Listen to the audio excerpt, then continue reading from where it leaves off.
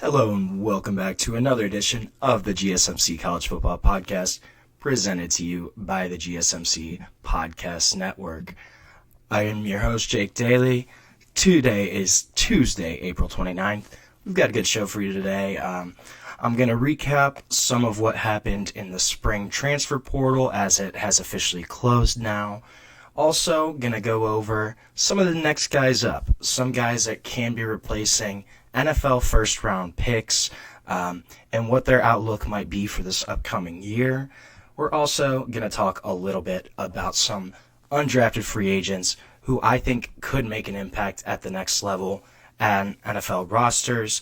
Also going to touch on the Pac-12 TV deal that just was announced this morning, as well as finishing up with, could Arch Manning actually stay at Texas for 2 years?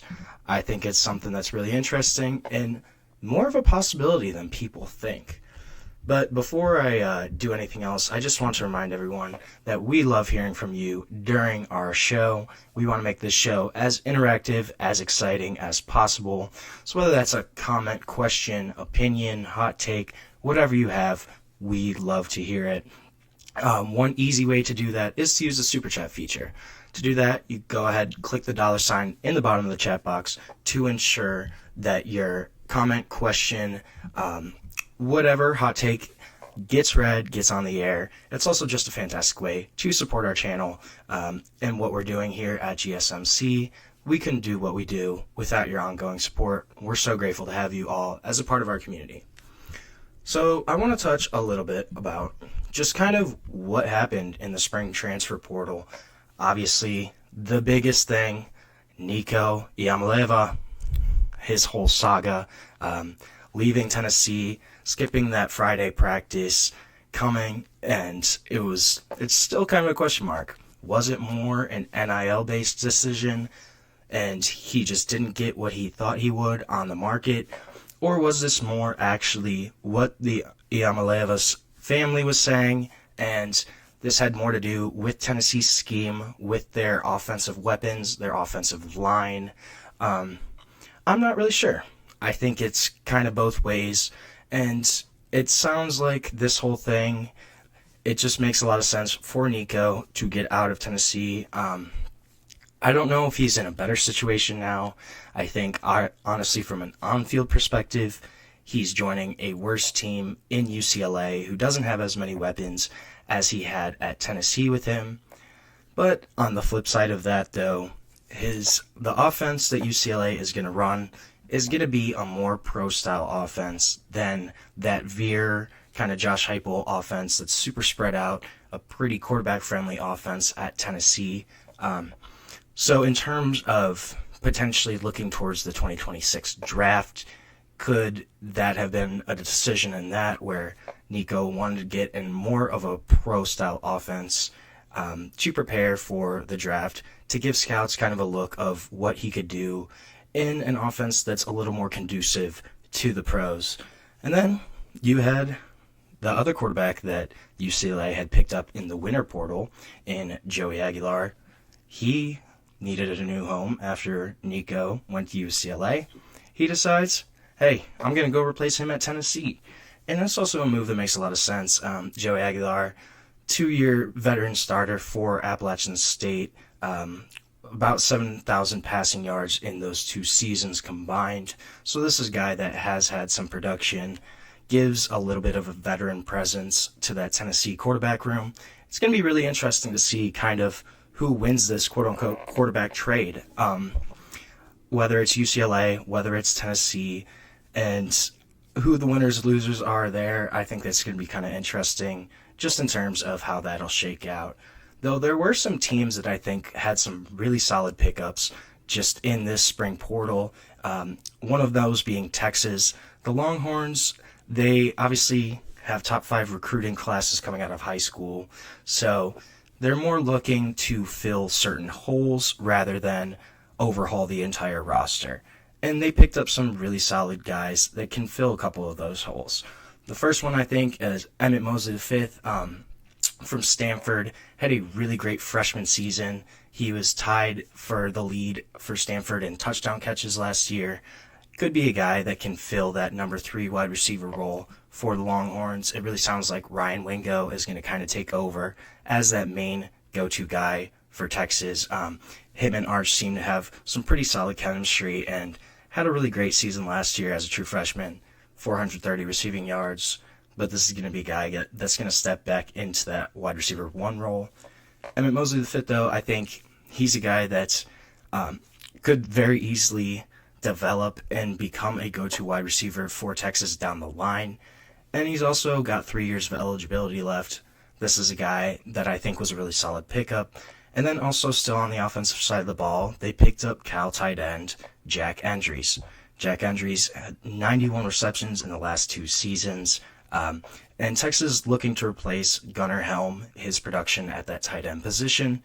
This is a guy that has proven production at Cal, put up some really solid numbers the past 2 years. He's going to give Texas, Arch Manning, that kind of safety, blanket, target across the middle that they're going to lose in Gunnar Helm. So Jack Endries could be a guy that comes in right away, fills that hole that Gunnar Helm left, and is a really productive tight end for them. And then on defensive side, they also picked up Murad Watson, transfers from Syracuse, also Levon Johnson from Maryland.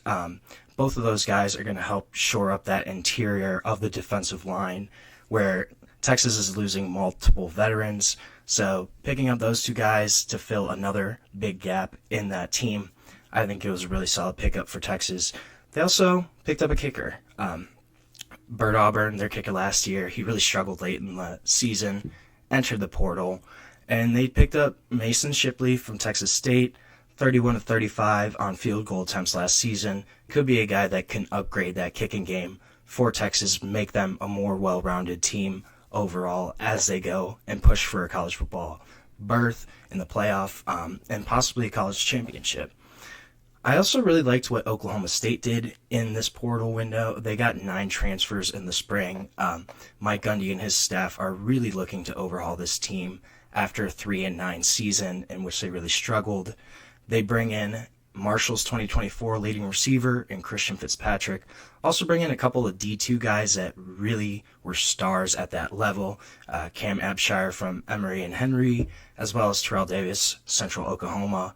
Those were 2 guys that put up big numbers in D2. Could be guys that could help fill out that wide receiver room for the Cowboys. Also got some help along the offensive line, as well as at running back.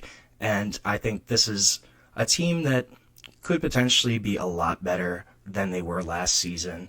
And then Texas Tech, I think, also had a really great portal. They had a great portal overall, just in terms of winter and spring. Overall, they had about 20 transfers come in, spent a bunch of money this year. But one of the biggest guys they got was in this spring in Stanford edge rusher David Bailey. Decided to transfer after Stanford fired head coach Troy Taylor. But this is a guy that could be an All-American, that type of level of player on the edge. Also, get Micah Hudson back. He was a 5-star that had been at Texas Tech, joined Texas A&M in the winter portal, and decided to come back to Texas Tech.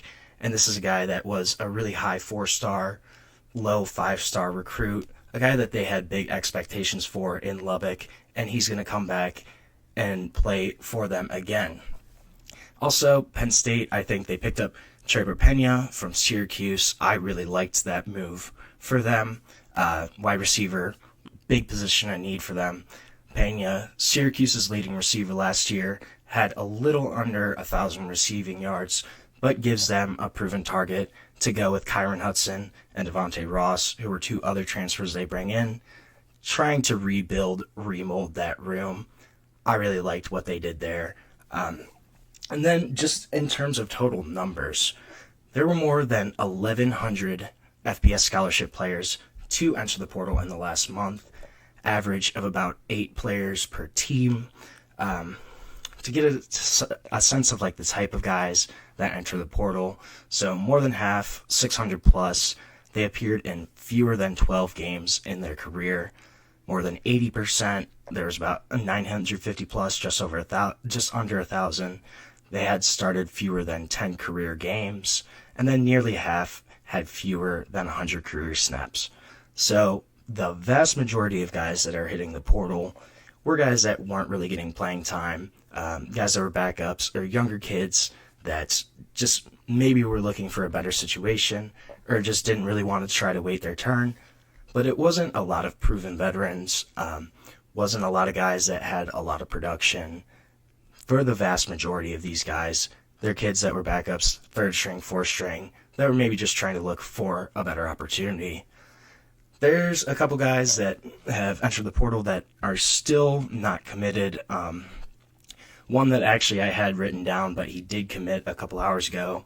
Hykeem Williams, he was Florida State commit, originally signed with them in 2023.